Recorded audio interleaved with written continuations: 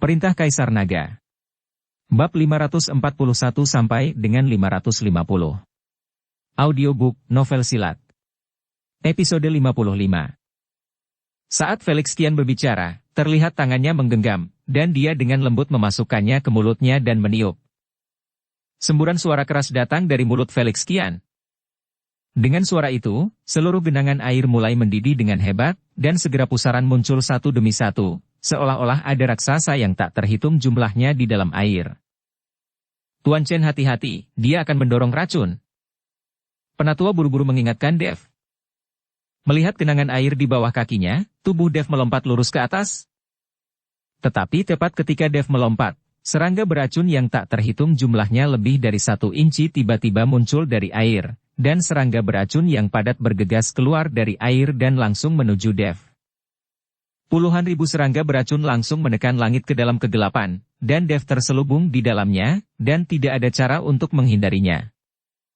Segera, serangga beracun itu langsung menenggelamkan Dev, dan serangga beracun yang tak terhitung jumlahnya membungkus tubuh Dev dan dengan cepat jatuh dari udara. Plung! Bangga! Dev jatuh langsung ke kolam, dan segera tidak ada jejak. Perlahan, air kolam kembali tenang, dan hanya sesekali terlihat gelembung-gelembung yang muncul. Melihat adegan ini, keempat tetua dan Zachary semuanya terkejut, dan wajah mereka menjadi pucat. Ayo lari. Tiba-tiba, penatua pertama berteriak, berbalik dan berlari. Tanpa Dev, bagaimana mungkin orang-orang ini menjadi lawan Felix Kian, dan hanya ada satu jalan buntu yang tersisa. Zachary menarik Maria dan berbalik dan berlari. Hahaha, kalian terlalu naif, tidak ada yang bisa lepas dari telapak tanganku. Felix Kian tertawa keras, tetapi tidak mengejarnya, seolah-olah dia sudah membuat rencana. Melihat Felix Kian tidak mengejar, Zachary menarik napas lega. Tetapi, belum jauh melarikan diri, terdengar suara gemerisik, dan kemudian merangkak keluar ular berbisa yang tak terhitung jumlahnya dari kedua sisi ngarai. Semuanya mengangkat kepala, menjulurkan lidah, dan berhenti di depan semua orang. Melihat ular berbisa yang muncul, semua orang terkejut, dan buru-buru berhenti, tidak ada yang berani mengambil langkah. Lari, kenapa kalian tidak lari? Felix Kian perlahan muncul dari belakang. Ada ular berbisa di depan dan penjahat di belakang. Ekspresi beberapa orang sangat jelek, terutama Maria, dia hanya seorang gadis kecil. Saya belum pernah melihat adegan seperti itu, terutama pertarungan antara Dev dan Felix Kian barusan. Pertarungan antar peri secara umum. Tuan Gu, demi bertahun-tahun kami bekerja keras untukmu, aku harap kamu bisa membiarkan kami hidup. Penatua pertama memandang Felix Kian dan memohon dengan wajah. Membiarkanmu hidup. Felix Kian tersenyum dingin, kamu telah mengikutiku selama bertahun-tahun, tidakkah kamu tahu bagaimana aku menghadapi pengkhianat? Begitu suara Felix Kian jatuh, wajah keempat tetua langsung menjadi sangat jelek dan mengerikan. Mereka tidak berani membayangkan apa yang akan mereka hadapi dalam beberapa saat. Saudaraku, semua orang mati, kita mungkin juga bertarung, dan jika itu jatuh ke tangannya, itu pasti tidak akan berakhir dengan baik. Keempat tetua mengertakkan gigi dan meraung keras. Bertarung. 3 tetua lainnya semuanya menunjukkan senjata mereka. Alih-alih duduk diam, mereka mungkin juga bertarung. Jika itu benar-benar jatuh ke tangan Felix Kian, lebih baik mati. Kapten Su, jaga Nona Shen. Zachary menyerahkan Maria kepada Nathan Su dan juga melangkah maju. Pada saat ini, satu orang lagi akan memberi lebih banyak kekuatan. Nathan Su terluka dan hanya bisa melindungi Maria. Dia juga ingin maju, tetapi dia tahu bahwa tubuhnya saat ini tidak akan mengizinkannya. Hahaha, hanya ikan busuk dan udang busuk, mau bertarung denganku? Felix Kian tertawa, matanya penuh dengan penghinaan dan penghinaan. Membunuh.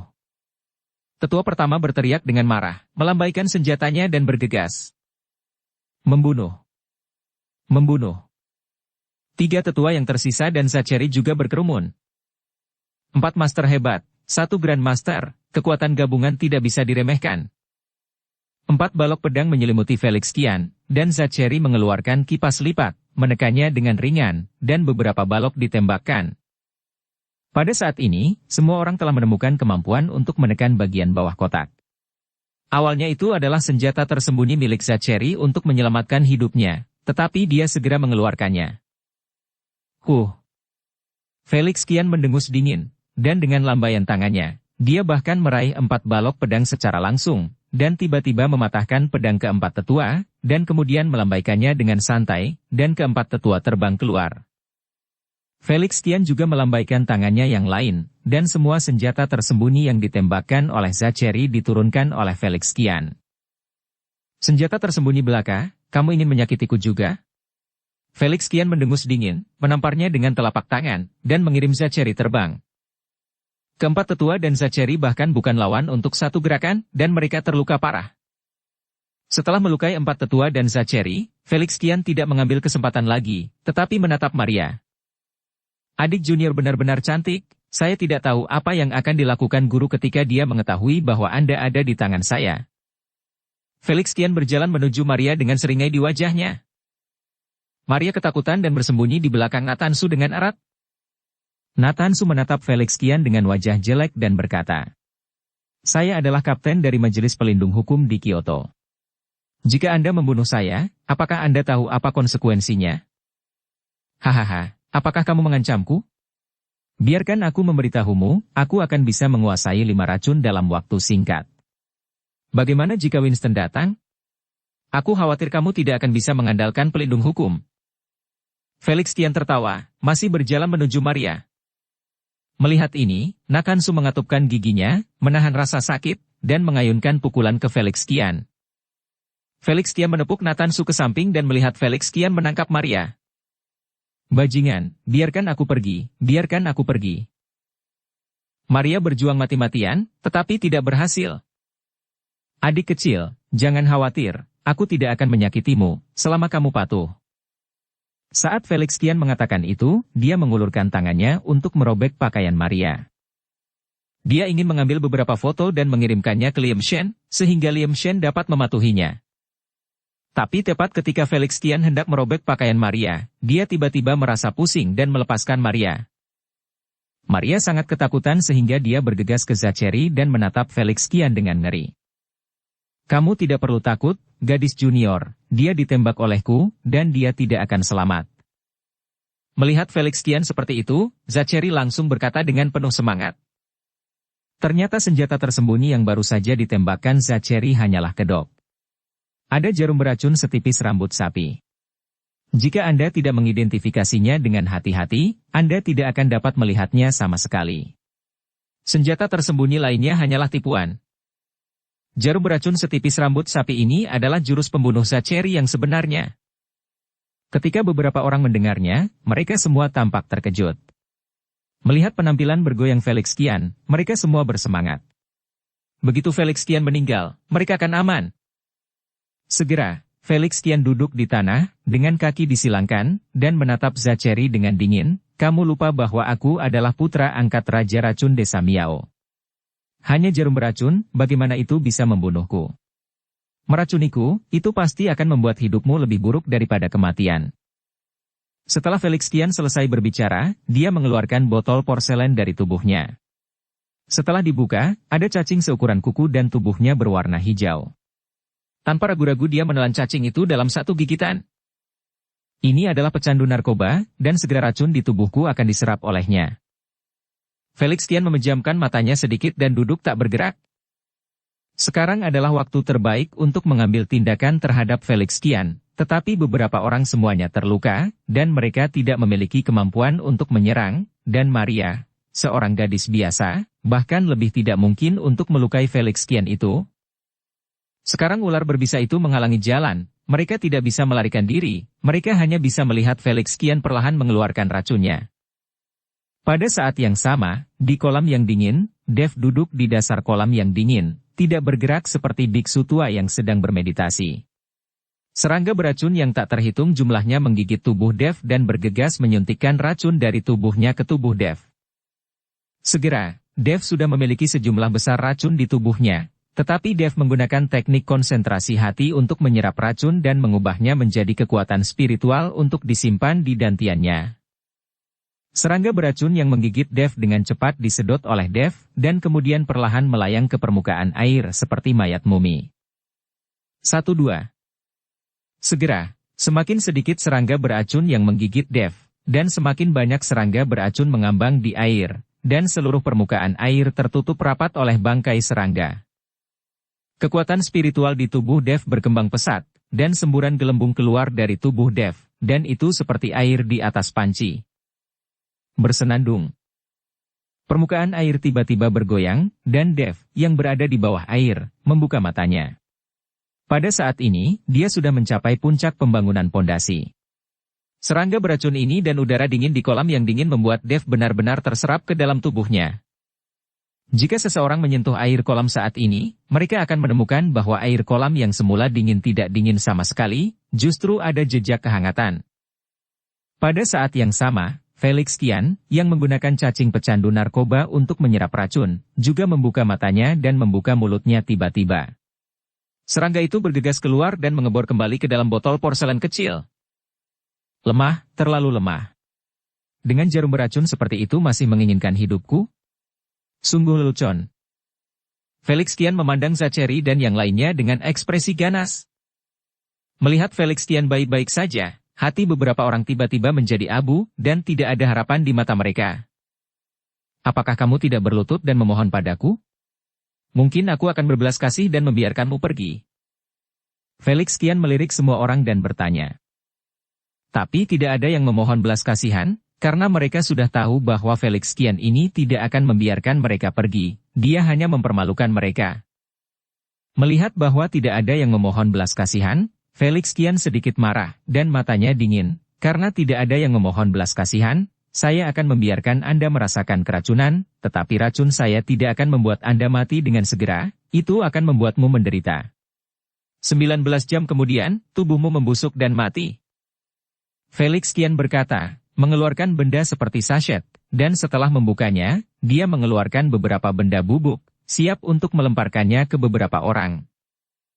Kali ini, semua orang ketakutan, Maria berteriak ketakutan, dan ekspresi yang lain juga sangat jelek. Tepat ketika semua orang merasa bahwa mereka pasti akan mati, tiba-tiba ada aliran air di kolam yang dingin. Segera setelah itu, kolom air besar naik ke langit, dan ada seseorang yang duduk bersila di atas kolom air. Tuan Chen, itu Tuan Chen. Zachary melihat bahwa orang yang duduk di atas kolom air ternyata adalah Dev. Pada saat ini, mata Dev meledak menjadi dua sinar dingin, yang secara langsung menyebabkan Felix Tian gemetar. Felix Tian menoleh, dan ketika dia melihat bahwa Dev benar-benar bergegas keluar dari dasar kolam, dia tercengang. Yang lain senang ketika mereka melihat bahwa Dev masih hidup. Tidak mungkin, begitu banyak racun, bagaimana tidak membunuhmu? Felix Tian tidak bisa mempercayai matanya. Dengan begitu banyak racun, apalagi satu orang, bahkan sekelompok gajah bisa mati diracun. Bagaimana mungkin Dev baik-baik saja? Ngomong-ngomong, aku harus berterima kasih atas racunmu. Tubuh Dev melayang turun, dan dia tersenyum dingin pada Felix Tian. Felix Tian melihat sekeliling, hanya untuk menemukan bahwa di seluruh permukaan air, semua serangga beracun mati, mengambang di atasnya, sepotong kegelapan. Ah, aku akan membunuhmu, ini yang telah kukultivasikan selama bertahun-tahun. Melihat racun kesayangannya telah mati, Felix Tian benar-benar kehilangan akal sehatnya dan memukul Dev dengan pukulan. Dev mendengus dingin, tubuhnya menghilang dari pandangan, dan kemudian sebelum Felix Tian bisa bereaksi, dia meninju dada Felix. Felix Tian tidak punya waktu untuk bereaksi sama sekali. Seluruh tubuhnya terlempar seperti layang-layang dengan tali yang putus. Dev melompat menuju Felix Tian di udara, diikuti oleh pukulan lain. Setiap kali dia meninju tubuh Felix Tian akan naik pada jarak tertentu, sampai tubuh Dev jatuh ketika dia berada lebih dari 20 meter dari tanah. Dan tubuh Felix Tian jatuh dengan kecepatan jatuh bebas, langsung menghasilkan lubang besar di tanah, dan topeng di wajahnya jatuh menjadi dua bagian. Di balik topeng, ada wajah yang sangat ganas, sangat menakutkan, seperti hantu, yang membuat Maria takut untuk berteriak. Felix Tian menyemburkan darah dari mulutnya dan ingin bangun, tapi dia tidak bisa bangun sama sekali. Dia menatap Dev dengan ngeri di matanya penuh dengan ketidakpercayaan. Dia menemukan bahwa kekuatan Dev tiba-tiba meningkat banyak, dan dia bahkan memiliki kekuatan untuk melawan. Tidak ada. Apakah ini kekuatan terbaikmu? Dev menatap Felix Qian dan berkata, Dev, kamu tidak bisa membunuhku, kalau tidak ayah angkatku tidak bisa membiarkanmu pergi. Jika kamu membiarkanku pergi, aku bisa menyerahkan lembah Suanyue, dan aku bisa memberikan segalanya di lembah Suanyue kepadamu. Felix Qian mengertakkan gigi dan berkata, kamu benar-benar tidak tahu malu. Lembah Suanyue ini awalnya memang bukan milikmu. Bagaimana kamu bisa menyerahkannya?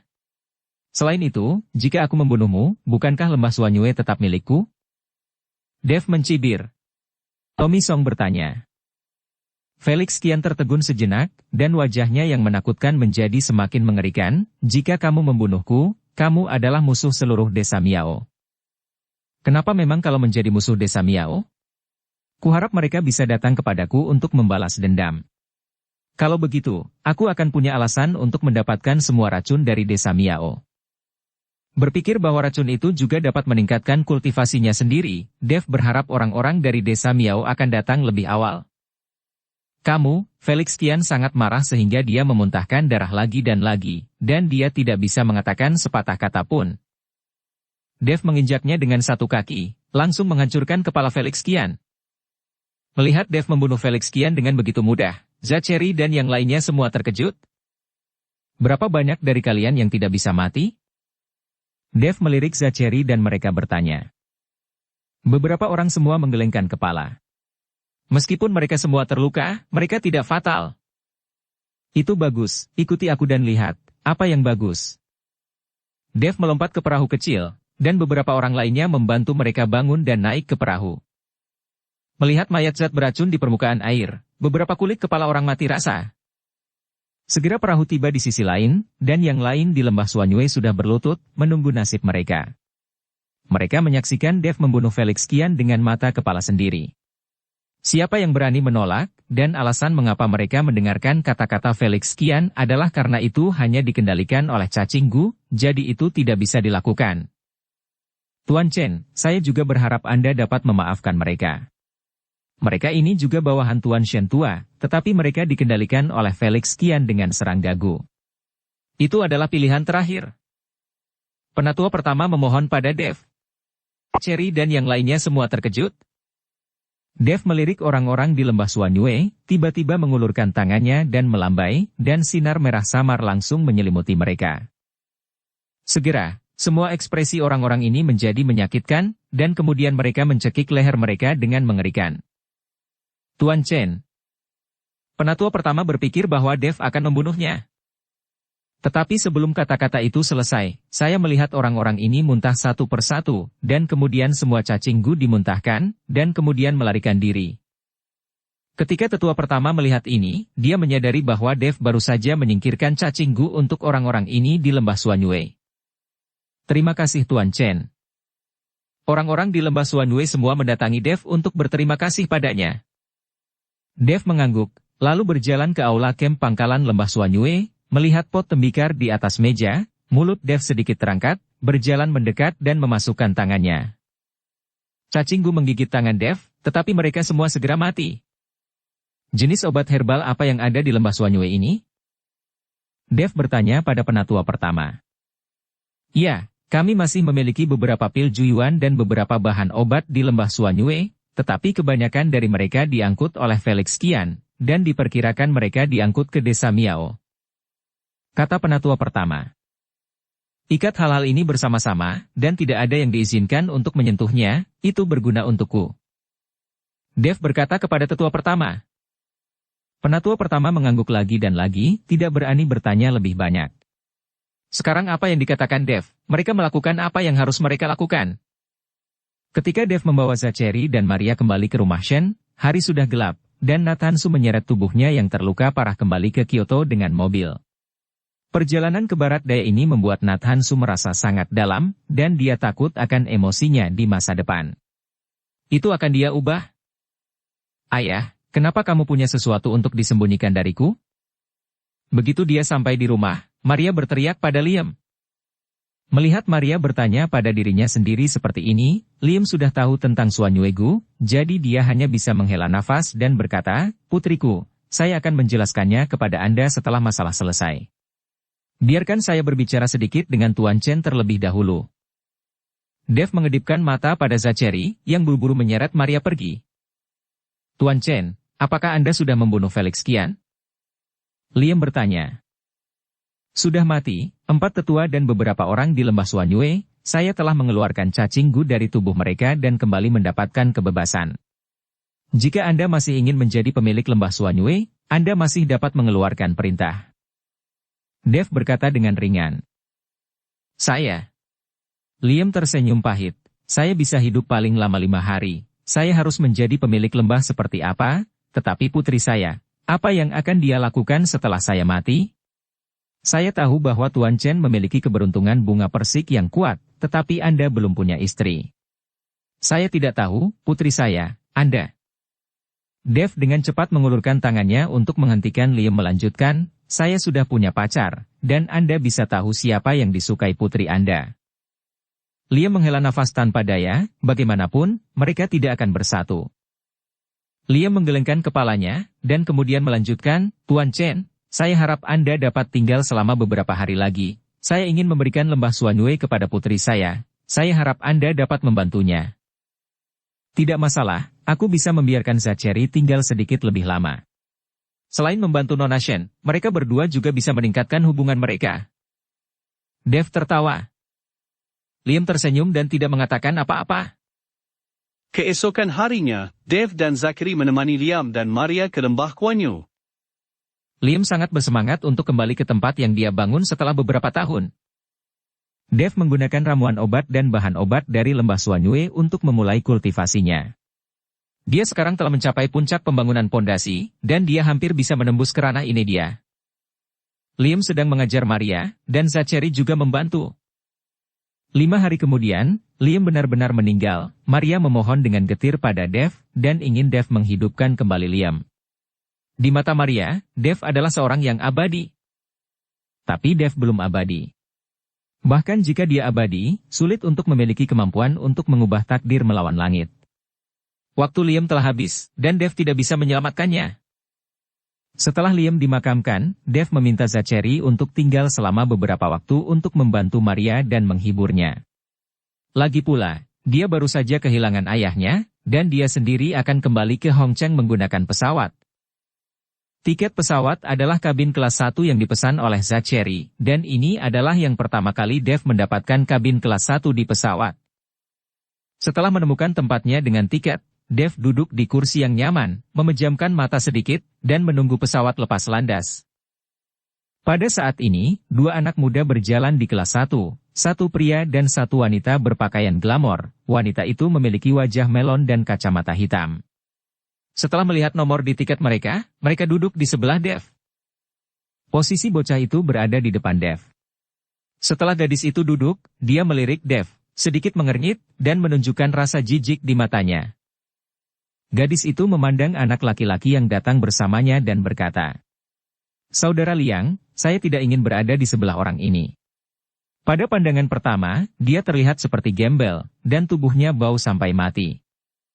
Bocah laki-laki itu buru-buru mengedipkan mata pada gadis itu, kamu bersabar dulu, ketika pesawat lepas landas, aku bertukar tempat dengannya. Anak laki-laki tidak ingin menimbulkan masalah. Lagi pula, orang yang mampu membeli kursi kelas 1 jelas bukan orang biasa. Dukung channel Novel Silat dengan subscribe, follow, like, komen dan share. Gadis itu cemberut dan tampak tidak senang, tidak apa-apa, tetapi Anda harus memeriksanya dengan cepat untuk melihat apakah masih ada tiket untuk konser Tomo kosong. Saya tidak ingin menyia-nyiakannya. Oke, ayahku punya teman di Hongcheng. Dia sangat berpengaruh. Sepertinya dia dipanggil Tuan Harimau. Aku mendengar bahwa ketika dia menginjakkan kakinya di Hongcheng, seluruh Hongcheng gemetar. Bocah itu buru-buru membual. Kalau begitu hubungi dia dengan cepat dan beri kami 2 tiket barisan depan. Aku paling suka Tomo kosong, tapi aku tidak mengerti mengapa konser ini diadakan di kota kecil seperti Hongcheng. Gadis itu tampak bingung. Oke, aku akan menghubungimu dulu, kamu duduk dan tunggu, anak itu mengangguk. Dev terus mendengarkan dengan mata tertutup. Ketika dia mendengar bahwa Tomoko Song pergi ke Hongcheng untuk konser, Dev tiba-tiba merasa bahwa masalah ini mungkin ada hubungannya dengan dia. Tidak mungkin, Tomoko Song tahu bahwa dia berasal dari Hongcheng, jadi dia pergi ke Hongcheng untuk mengadakan konser, kan? Dev sedikit mengernyit. Jika ini masalahnya, maka Tomoko Song pasti akan menemukan dirinya sendiri. Bagaimana dia bisa menjelaskan kepada Yuki? Sekarang ada Ellie yang merangsangnya dari waktu ke waktu, dan Dev tidak tahan lagi. Jika Tomoko Song datang lagi, Dev merasa dia akan pingsan. Anak muda, anak muda. Tepat ketika Dev memikirkannya, seorang wanita parubaya tiba-tiba menepuk bahu Dev. Dev buru-buru membuka matanya dan berkata, "Bibi, apakah ada yang salah?" "Oh, aku hanya bertanya padamu, ku dengar kali ini tiket kelas 1 diskon 20%, apakah milikmu diskon?" Wanita parubaya itu bertanya dengan sopan. "Bibi, maaf, saya tidak tahu, tiket ini dibeli untuk saya oleh seorang teman, dan ini pertama kalinya saya terbang di kelas 1. Dev berkata dengan cepat. "Oh." Wanita parubaya itu tidak mengatakan apa-apa lagi dan duduk kembali di kursinya. Ketika bocah lelaki itu mendengar bahwa tiket pesawat Dev dibeli oleh seorang teman, Dev naik pesawat untuk pertama kalinya, dan matanya bersinar dengan jijik, dan sikap arogan muncul seketika. "Bung, kamu berdiri dan duduk di depan, aku ingin berada di sebelah pacarku." Bocah itu berkata kepada Dev dengan wajah bangga. Dev hanya melirik bocah itu dan mengabaikannya, lalu berbaring di kursi dengan mata tertutup. Melihat Dev mengabaikannya, bocah itu segera menjadi marah. "Bung, tidakkah kamu mendengar apa yang aku katakan? Aku menyuruhmu untuk pindah tempat duduk, jangan membuatku tidak bahagia." Dev masih mengabaikannya, dan bahkan tidak melihat ke arah bocah itu. Sialan, bocah itu mengutuk, mengulurkan tangannya dan meraih kerah Dev, tetapi tangannya masih tidak menyentuh Dev. Aku melihat Dev tiba-tiba membuka matanya dan meraih pergelangan tangan bocah itu. Tangan Dev seperti tang, dan menempel erat di pergelangan tangan bocah itu. Kekuatan besar membuat bocah itu berkeringat dan menangis dengan keras. "Sakit, sakit, lepaskan aku." "Dan tunggu," anak itu mengangguk. Anak laki-laki itu melolong, gadis itu melihat ini dan segera berteriak pada Dev. "Kamu orang dusun, lepaskan kakak Liang dengan cepat." Dev menoleh untuk melihat gadis itu, matanya sangat menakutkan sehingga gadis itu langsung menutup mulutnya. Namun, Dev tidak mengerahkan kekuatan apapun, tetapi melepaskan tangannya, jika tidak, tangan bocah itu tidak akan berguna. Melihat ini, gadis itu buru-buru bangkit dan membantu bocah itu menggosok pergelangan tangannya. "Wah, kamu baik hati, tunggu sampai Hongcheng membuatmu menjadi tampan." Bocah itu menggertakkan giginya dan mengancam Dev, dan dia tidak berani memaksa Dev untuk mengubah tempat duduknya. "Kakak Liang, kamu baik-baik saja?" gadis itu bertanya dengan prihatin. "Tidak apa-apa, saya tidak berpikir bahwa udik desa ini cukup kuat. Setelah turun dari pesawat, saya pasti akan membiarkan Anda merasakan kekuatan saya." Anak itu berkata dengan marah. Segera, pesawat lepas landas, dan lebih dari 3 jam kemudian, pesawat mendarat dengan mantap di Bandara Hongcheng. Dev tidak punya barang bawaan, jadi dia bangun dan turun dari pesawat, sementara pasangan muda itu mengikuti di belakang Dev, karena takut kehilangan Dev. "Saya sudah mengirim pesan ke Yansen, hari ini saya harus memotong kaki anjing anak ini." Bocah itu melihat ke belakang Dev, menggertakkan giginya dan berkata. "Bagaimana dengan tiketnya?" gadis itu bertanya dengan tergesa-gesa. "Tidak masalah, itu 20 baris pertama," kata anak laki-laki itu dengan bangga. "Kakak Liang, kamu luar biasa, aku mencintaimu sampai mati." Gadis itu mencium pipi anak laki-laki itu. Berjalan keluar dari bandara, Yansen sedang menunggu Dev di pintu keluar. Dev sudah memberitahu Yansen sebelum keberangkatan. "Tuan Chen." Melihat Dev keluar, Yansen buru-buru menyambutnya. Dev melirik Yansen dan sedikit mengangguk. "Hei, kekuatanmu telah meningkat banyak dalam beberapa hari terakhir." Yansen tersenyum, "Itu semua tergantung pada bimbingan Tuan Chen." "Ayo pergi." Dev berkata dan hendak masuk ke mobil. Dev melirik Yansen dan sedikit mengangguk. "Hei, kekuatanmu telah meningkat banyak dalam beberapa Wajah Yansen malu untuk sementara waktu, Dev tertegun, dan kemudian dia segera mengingat sesuatu, dan kemudian bertanya kepada Yansen. Apakah kamu masih menunggu orang lain? Tuan Chen, sejujurnya, saya punya teman lama yang sudah bertahun-tahun tidak saya temui. Putranya datang ke Hongcheng untuk menonton konser, dan dia meminta saya untuk menjaganya. Yansen berkata tanpa daya. Dev ingat sepasang pria dan wanita yang dia temui di pesawat, dan juga ingat bahwa bocah itu menyebut nama Yansen, jadi dia mengangguk dan berkata, jika itu masalahnya, maka tunggu. Pada saat ini, pasangan pria dan wanita juga berjalan keluar dari bandara. Mereka berdua berjalan terburu-buru, seolah mengejar seseorang. Kakak Liang, mengapa pria itu menghilang dalam sekejap mata? Kata gadis itu sedikit sedih. Jangan khawatir. Dia tidak bisa melarikan diri, selama dia di Hongcheng, aku bisa menemukannya. Bocah itu mengeluarkan ponselnya, melihat foto di atas, dan mencarinya di pintu keluar bandara. Itu Yansen di foto. Segera, bocah itu menemukan lokasi Yansen dan buru-buru menarik gadis itu dan berlari. Paman Lin, aku Kelvin Liang. Setelah bocah itu berjalan di depan Yansen, dia buru-buru memperkenalkan dirinya.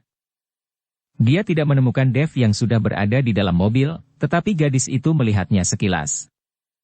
Pada saat ini, jendela mobil terbuka, dan setengah dari wajah Dev terbuka. Saudara Liang, itu dia di sini. Gadis itu dengan bersemangat berkata kepada Kelvin. Kelvin melihat ke arah jari gadis itu, dan melihat Dev duduk di dalam mobil, dan langsung menatap, Paman Lin, orang ini baru saja menggertak saya di pesawat. Lihat pergelangan tangan saya masih merah sekarang. Kelvin buru-buru menunjukkan Yansen pergelangan tangan merahnya. Wah, bukankah kamu sangat arogan? Kamu akan terlihat baik dalam beberapa saat. Gadis itu juga mencibir pada Dev. Namun, Dev mengabaikan mereka, tetapi memandang Yansen dan berkata, apakah mereka orang yang kamu tunggu? Keringat dingin muncul di dahi Yansen, dan dia menampar wajah Kelvin. Apa yang kamu bicarakan? Berani kamu menunjuk Tuan Chen. Sebuah tamparan menampar Kelvin menjadi lingkaran, menatap Yansen dengan tatapan yang luar biasa, sementara Yansen berkata kepada Dev, Tuan Chen, saya benar-benar tidak tahu bahwa orang ini menyinggung Anda, ayahnya dan saya hanya kenalan lama. Aku akan mengirim seseorang untuk melemparkan mereka berdua ke sungai sekarang. Kata-kata Yansen membuat keduanya menjadi gila, dan gadis itu mulai menangis. Lupakan saja, biarkan mereka kembali ke tempat asalnya. Dev melambaikan tangannya dan mengangkat jendela mobil. Kalian berdua beruntung hari ini, cepat beli tiket pesawat dan kembali. Setelah Yansen selesai berbicara, dia masuk ke mobil dan pergi. Dan sepasang pria dan wanita muda ini yang dibiarkan berdiri di pintu keluar bandara, menyaksikan kendaraan itu berjalan semakin jauh seperti orang bodoh. Villa Puncak Gunung Bukit Indah. Yuki sibuk di dapur, dan seluruh dapur berasap. Sudah kubilang jangan sibuk. Seluruh ruangan berbau asap minyak. Baru beberapa hari kita berpisah. Memasaklah saat aku kembali. Ellie menutupi hidungnya dan membujuk Yuki. Itu tidak baik. Aku harus belajar memasak dan menjadi istri dan ibu yang baik, atau Dev akan dibawa pergi perempuan lain. Sial, aku mulai merasakan krisis. Yuki tidak mendengarkan saran dan masih sibuk di dapur. Mendengar kata-kata Yuki, Ellie tidak tahu mengapa, wajahnya menjadi sedikit merah. Aku tidak akan merampok Davemu. Oh, aku tidak bilang, jika kamu menyukainya, apakah kamu masih harus bersaing? Kita hanya bisa bersama, dan kemudian kita tidak akan membunuh Dev. Yuki bercanda dengan Ellie. Jantung Ellie berdetak kencang. Dia tidak bisa mengerti mengapa jantung Yuki berdetak lebih cepat setiap kali dia mengatakan ini. Dia bahkan punya ide ini. Ellie, apa yang kamu pikirkan? Ellie buru-buru berteriak pada dirinya sendiri di dalam hatinya, menenangkan pikirannya, dan terlepas dari Yuki, dia pergi ke sofa untuk menonton TV sendirian. Segera, Yuki duduk di atas meja piring. Meskipun tidak lengkap dalam warna dan aroma, itu dimasak. Tepat setelah Yuki selesai, Yansen kembali dengan Dev. Begitu dia memasuki pintu dan melihat ke ruang tamu yang berasap, Dev tidak perlu menebak apa yang sedang terjadi. Dev, kamu kembali, cicipi makanan yang aku masak untukmu. Melihat Dev kembali, Yuki berkata dengan perasaan puas. Wah, harum sekali, mencium aroma ini membuatku lapar. Dev menarik napas dalam-dalam dan berkata mabuk.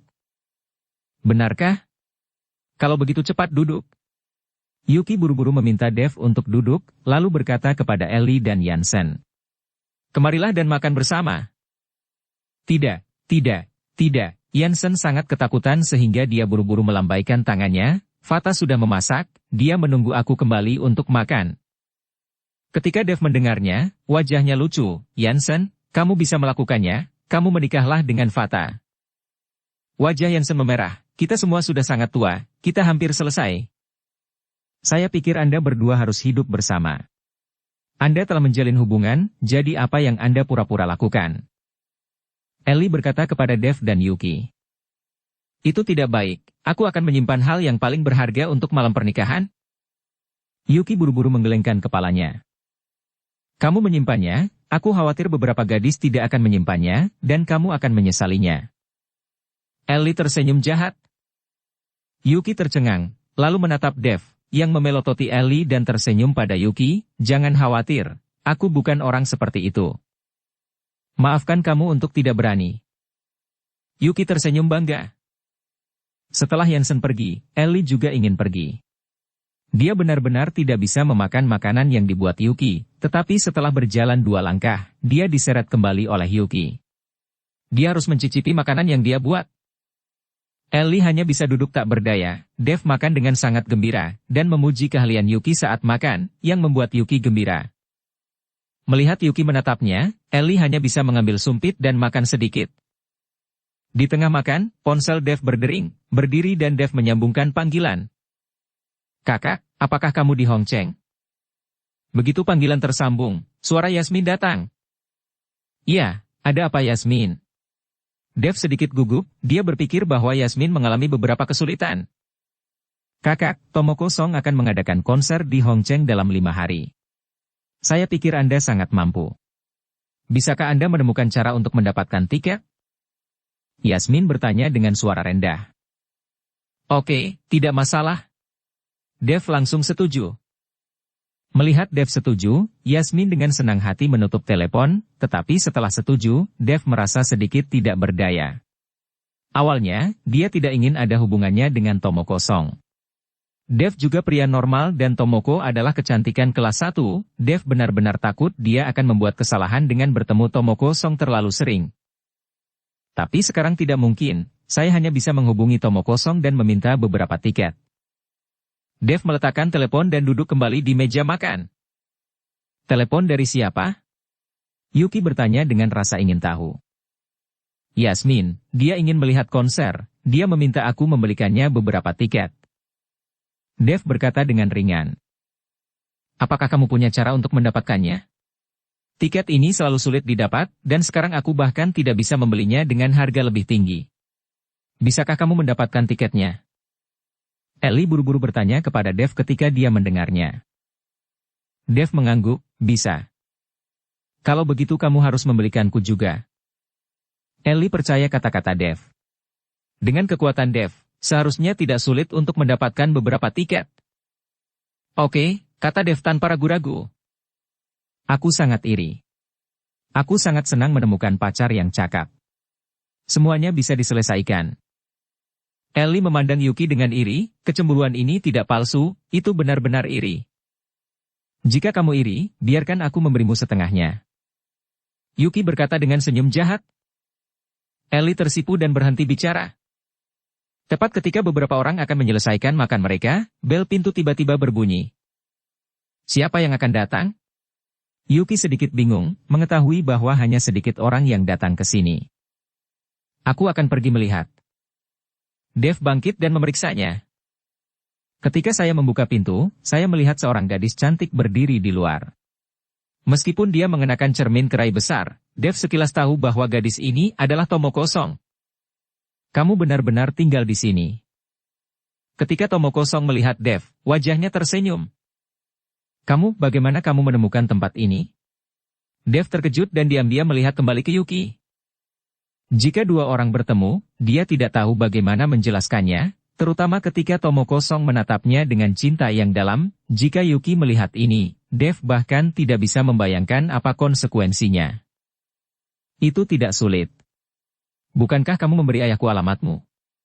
Aku membawakanmu batu. Tomoko Song menunjuk ke sebuah truk van tidak jauh dari sana. Ada semua batu yang kamu inginkan di dalamnya. Aku membawakanmu batu, maukah kamu mengundangku untuk duduk? Letakkan batunya, kamu bisa kembali. Sangat tidak nyaman sekarang, aku akan menghubungimu nanti, aku kebetulan mencarimu. Dev berkata dengan sedikit cemas. Ada apa? Apakah ini tentang konser? Tomoko tersenyum sedikit. Tapi Dev tidak mengatakan apa-apa, dan Yuki dari ruang makan berteriak keras. Dev, siapa itu? Oh, pengiriman, kata Dev buru-buru. Siapakah itu? Sedang apa kalian? Tomoko segera menjadi tertarik ketika dia mendengar suara seorang gadis. Pacarku, itu tidak seperti yang kamu pikirkan. Dev hanya bisa menjelaskan tanpa daya. Kalau begitu aku ingin melihat seperti apa pacarmu. Sungguh membuat iri memiliki pacar yang cakap sepertimu. Tomoko berkata, tetapi dia langsung masuk ke rumah. Dev ingin menghentikannya, tapi dia tidak bisa. Dia tidak bisa menendang Tomoko Song, kan? Tomoko bergegas masuk ke rumah. Yuki sedang makan bersama Ellie, dan keduanya tercengang ketika melihat Tomoko Song yang tiba-tiba masuk. Tomoko Song juga tercengang. Dia tidak pernah berpikir bahwa ada dua gadis, dan mereka berdua sangat cantik. Dia tidak tahu yang mana pacar Dev. Kamu. Apakah kamu Tomoko Song? Setelah tertegun beberapa saat, Ellie tiba-tiba berteriak. Ketika Yuki mendengarnya, dia juga sedikit bersemangat. Tidak heran wajahnya tampak akrab, ternyata menjadi bintang besar. Halo. Tomoko tersenyum sedikit. Halo, silakan duduk. Ellie buru-buru menyapa Tomoko untuk duduk, menuangkan teh dan air. Pada saat ini, Dev juga mengikuti, menghadap Tomoko, ini pacarku Yuki. Tomoko memandang Yuki, dan kemudian tersenyum ringan, Nona Su benar-benar cantik, tidak heran Anda bisa membuat Tuan Chen terpesona. Tomoko mengulurkan tangannya dan menjabatnya dengan Yuki. Yuki sedikit bingung saat ini, dan bertanya pada Tomoko. Nona Song kenal pacarku? Dia belum pernah mendengar Dev menyebutkan bahwa dia mengenal bintang besar seperti Tomoko Song. Ya, Tuan Chen tinggal di rumah saya untuk sementara waktu. Kata Tomoko Song. Apakah Dev tinggal di rumahmu? Yuki menatap Dev dengan kaget. Ellie juga tercengang saat ini, dan menatap Dev dengan tidak percaya. Jangan salah paham, dia bilang tinggal di rumahnya hanya tinggal di rumahnya, dan tidak ada apa-apa. Dev buru-buru menjelaskan. Dev dengan tidak percaya. Tetapi dia merasa bahwa semakin dia menjelaskan, semakin gelap dia, dan pada akhirnya dia hanya bisa dengan tak berdaya melihat ke Tomoko untuk meminta bantuan. Tomoko tersenyum, Nona Su, jangan salah paham, Tuan Chen hanya tinggal di rumah saya, karena keluarga kami dalam bisnis biji, dan Tuan Chen membutuhkan sejumlah biji, jadi dia tinggal di rumah saya dan berbicara tentang kerjasama. Saya di sini untuk mengirim biji ke Tuan Chen. Kami sekarang berada dalam hubungan kerjasama. Setelah penjelasan Tomoko, Yuki langsung mengerti, dan dia juga teringat soal Dev mengikuti Donnie Wu ke Hengshan beberapa waktu lalu. Nona Song terlalu khawatir, bagaimana saya bisa salah paham, duduklah dengan cepat. Yuki tersenyum dan menyapa Tomoko untuk duduk. Kalian mengobrol saja, aku akan mengatur seseorang untuk menurunkan biji. Dev membuat alasan untuk menyelinap pergi, kalau tidak, dia benar-benar tidak tahu harus berkata apa di sini. Dev mengarahkan pembongkaran batu roh ke halaman villa. Benda ini tak ternilai harganya bagi Dev, tetapi bagi orang biasa atau petarung, itu hanyalah batu pecah. Setelah meletakkan batu roh, Dev berjalan kembali ke rumah dan menemukan bahwa ketiga gadis itu, Yuki, Ellie, dan Tomoko, sedang tertawa. Batu roh telah diturunkan. Kamu dapat pergi jika tidak ada yang harus dilakukan. Bukankah kamu memiliki konser dalam beberapa hari? Bisakah kamu memberiku beberapa tiket? Dev berkata pada Tomoko. Tentu saja. Tomoko bangkit dan tersenyum pada Dev. Saya akan memberi Anda beberapa dari barisan depan, sehingga Anda dapat melihat saya dengan jelas. Ketika Tomoko mengatakan ini, matanya menoleh ke arah Dev dengan ringan, sangat takut sehingga Dev buru-buru mengalihkan pandangannya. Bersambung ke episode 56. Dukung kami dengan subscribe, follow, like, komen dan share. Terima kasih.